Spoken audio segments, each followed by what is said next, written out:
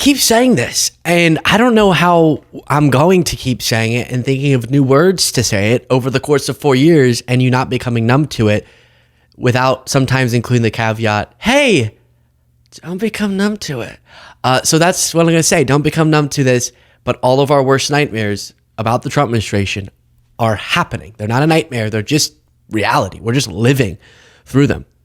And yesterday, I told you about, as a sort of breaking news item, this recording of Trump talking to Bukele, the El Salvadoran president.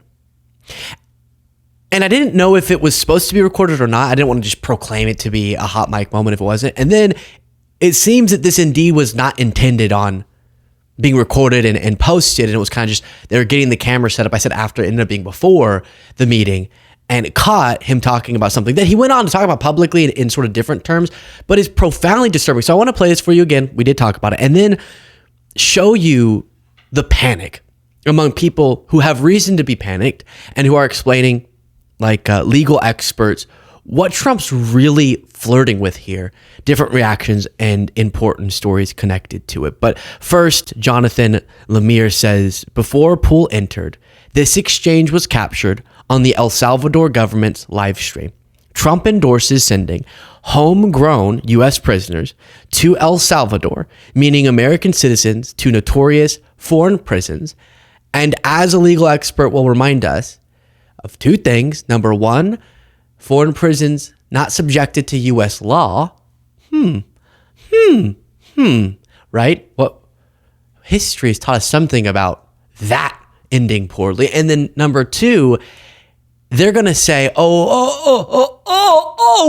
no, it's not bad because it's only going to be really bad criminals and also only if U.S. law permits it. Well, we know U.S. law does not permit that already, so why are you talking about it?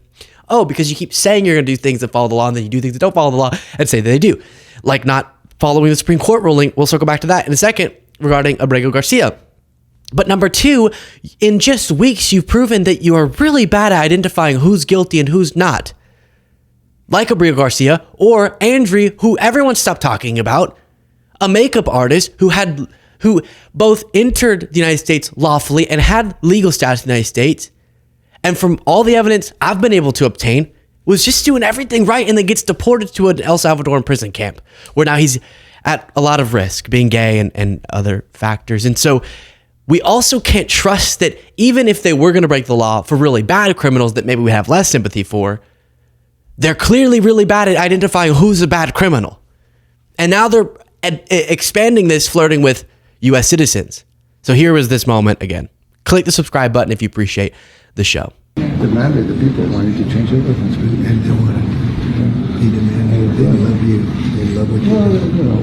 I'm not for your support. I want him to do, for homegrown criminals next. Yeah. I said, homegrown's the next. The homegrown's built. You got to build about 5 more places. Yeah, that's fair. All right. Yeah. Whenever I speak, I really do try to put it through a filter of what if you just stumbled across me and you're centrist, or maybe you're a little center right. You might not agree with everything I say, but you'll know that he's taking this seriously and he's speaking rationally, speaking sort of in a way that middle of the road nonpartisans get. I really do try to speak in those terms. And so I remember during the campaign when people would say Trump will send people to camps, I would say, I'm not going to use that phrasing because it sounds like it's so crazy. That's not going to happen in 2025. You know, Starbucks, what's the Christmas latte, the cinnamon, whatever, the $30 lattes, not really, but that America where people are doing that, surely in that world, people won't be sent to camps. And I would avoid certain provocative language like that. And then now we're talking about Americans from an administration that's notoriously bad at actually knowing who's dangerous and who's not, and who they're just completely misidentifying and who they're picking just based off of a tattoo, going to foreign camps not subjected to U.S. law. Frightening and dystopian. Now, here is a former U.S. attorney talking about what this is really about. What about this indication from President Trump that he would consider sending U.S. citizens described as homegrown criminals to El Salvador? Can he legally do that? Of course not. What he's saying is we'll have a constitution-free zone. Yes, there are terrible criminals here, but that doesn't mean you can torture them, for example. That's an Eighth Amendment violation. That doesn't mean you can violate all their rights. And that's exactly what he's suggesting. We'll do a constitution-free zone where we send them to our buddies to torture them, and nobody can contest it in the United States. It's pernicious. This is really, even in this case, an abomination of a day with both those suggestions, Boris. I know you can hear it from my tone, but it is way, way beyond the pale and just contempt for the Constitution and rule. Guys, this is why we have such strong principles we're supposed to stand for and our law is supposed to reflect. And often throughout history, do you know the cycle that keeps playing out? People say, fine. And then the next thing happens. Fine. As long as it's not them being hurt. And then it's too late when it is. It's too late once it's directly impacting you such that you're obviously going to be opposed to it. Is why you have to stand on principle, protect things like due process and people's basic human rights. The Daily Beast reports that the hosts of Fox and Friends expressed confusion over President Donald Trump's plan to send quote-unquote homegrown criminals to a mega prison in El Salvador. I know that clip was difficult to hear, but I think you get the point. He was saying, next we got to do the homegrown criminals. And when he's with Bukele, he's not actually doing the caveat of we got to make sure it follows the law that he does in front of reporters. The president discussed the idea with El Salvadoran President Nayib Bukele, an ally in Trump's agenda to expel undocumented immigrants without due process. The Fox News Morning Show panel picked up the story Tuesday morning, with host Steve Doocy struggling to comprehend how Trump might push his plan over the line from a legal perspective. Quote, they might do something with homegrowns, people from the United States. I don't know exactly how that would work. More on that throughout the day. Legally, that might be challenging, Doocy said. I can't imagine.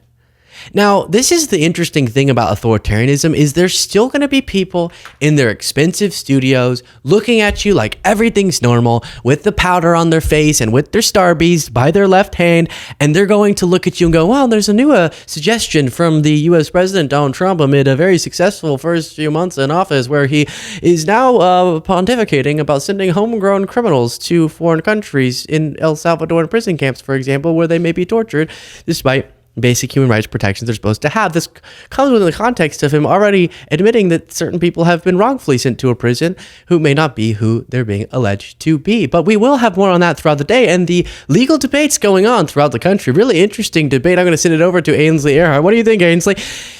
And they'll do it like it's all normal, but it's not. And I appreciate the tone from that former U.S. attorney saying this is a crisis. Hear it in my tone and in my words. Vote Vet said Trump got caught on a hot mic saying he wants to deport U.S. citizens, insinuating to El Salvador's president he intends to send homegrown criminals there. Let's be clear, he's talking about Americans. This isn't tough talk. It's dictator talk. He'd burn the Constitution if it got in his way. Do you know what another word for burn might be? Terminate. And do you remember when yours truly, some of you who have been watching this show for so many years, the 2 years I've been doing it or whatever, actually, whatever, however long it's been, one of the things I've been obsessed, a little bit too obsessed, some might say. And I bring up in every television hit I do, in every interview that I do, I bring it up when I'm just alone in the bathroom. I'm screaming about it, which is, he said so long ago, 2022, I think it was, terminate the Constitution. Why is there any more debate? What is the rest of, there's no more debate to be had. And then I go on these shows and the Pierces of the world and the Tim Pools of the world go, no, I think that actually he may have been, well, Luke, I think he must have meant something different. And it's on and on and on. He said it, and now he's willing to do it. Obviously, because you don't say something. It's never, we talked about this yesterday. You know how people go, oh, I was drunk. I didn't mean to say that. Similar thing with terminate the Constitution. That's not an excuse. That doesn't slip out of one's mouth accidentally. Oh, terminate. Oh, I didn't mean that. Terminate. No, I just meant like make a kind. Doesn't happen. So I don't know why we needed any other information about Donald Trump than he said that because he lost the election and couldn't accept it. And now we're still, would he violate?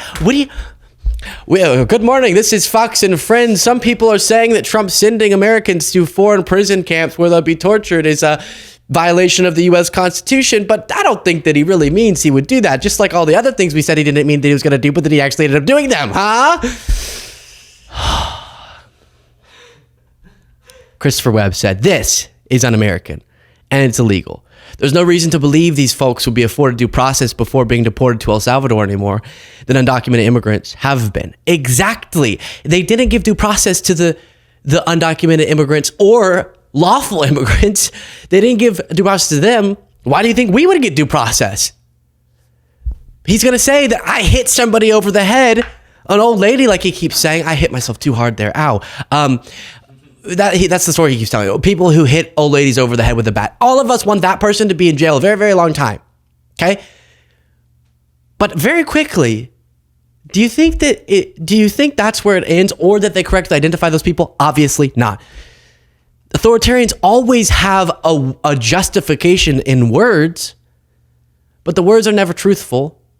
And that's why you stand on principle. That's why you say, yes, even with a terrible criminal, I still think they should get due process, so that we know, hey, that they're actually the terrible criminal. Trump just floated a proposal to deport U.S. citizens, homegrown criminals who have been convicted of certain crimes.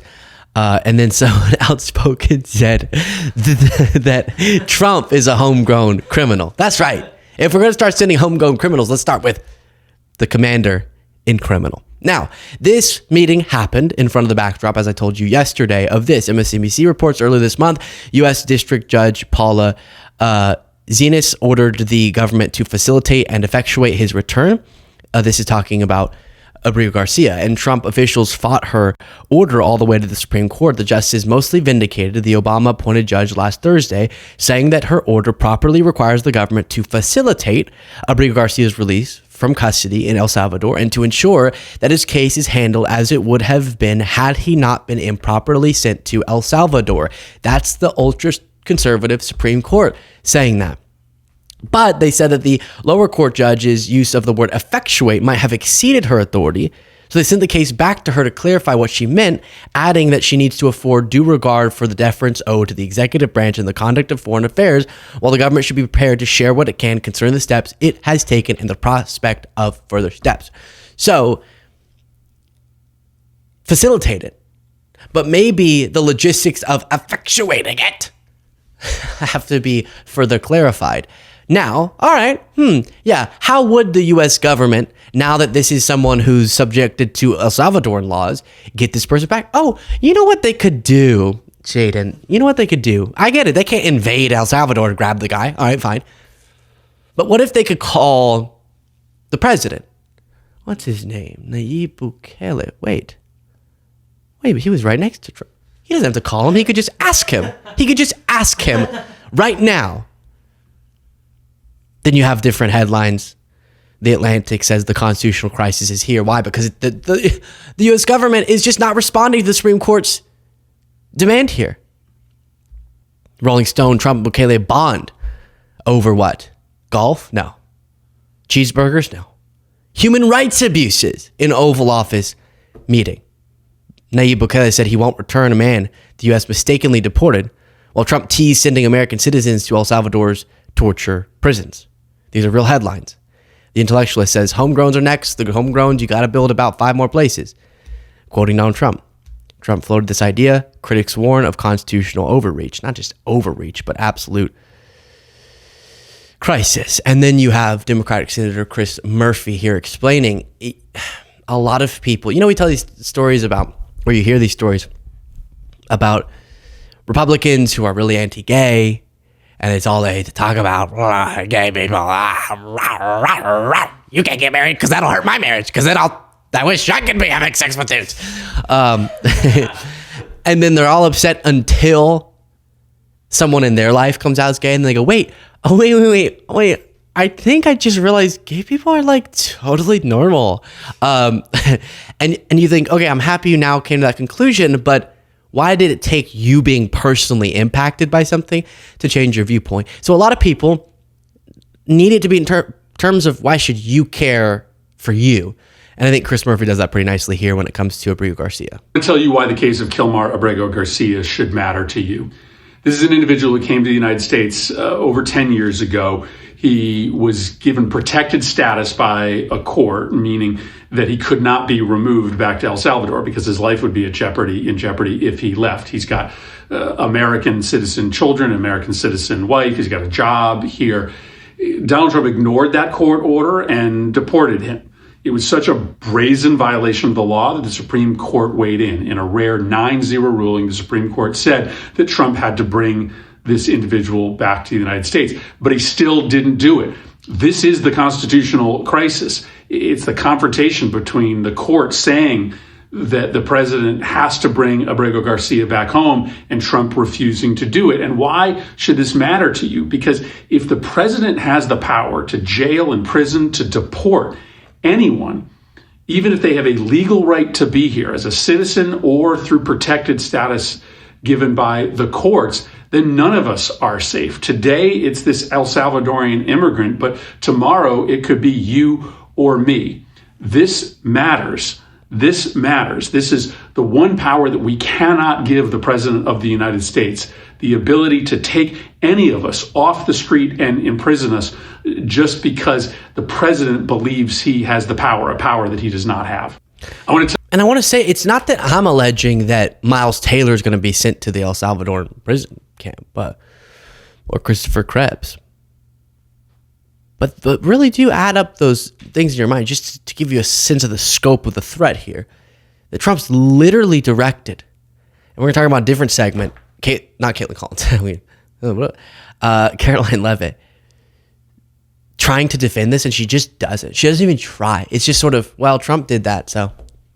About him directing his DOJ to investigate after saying for so long that him being investigated was proof of political bias. But but Biden didn't do that. Independent prosecutors did. Trump actually directed his DOJ in front of cameras, signing a piece of paper, to investigate someone because they were a cybersecurity official that said the election was legitimate and Biden actually won. And then Miles Taylor, who wrote a critical book of Trump. And so let's say criminal charges are brought. I don't know what the heck they would be, but let's say they concocted some. Or let's say they did it and they're doing now what they're doing, which there's no record of criminal charges, but then people just get sent away. That's kind of starts, his literal political enemies are being investigated bogusly. And he's talking about sending Americans right now, who are really, really bad criminals, but sending Americans to places that aren't subject to U.S. law. That's a really scary two variables.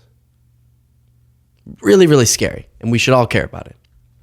Share your thoughts in the comments. Support the show. Get the members only bonus show by clicking that join button below.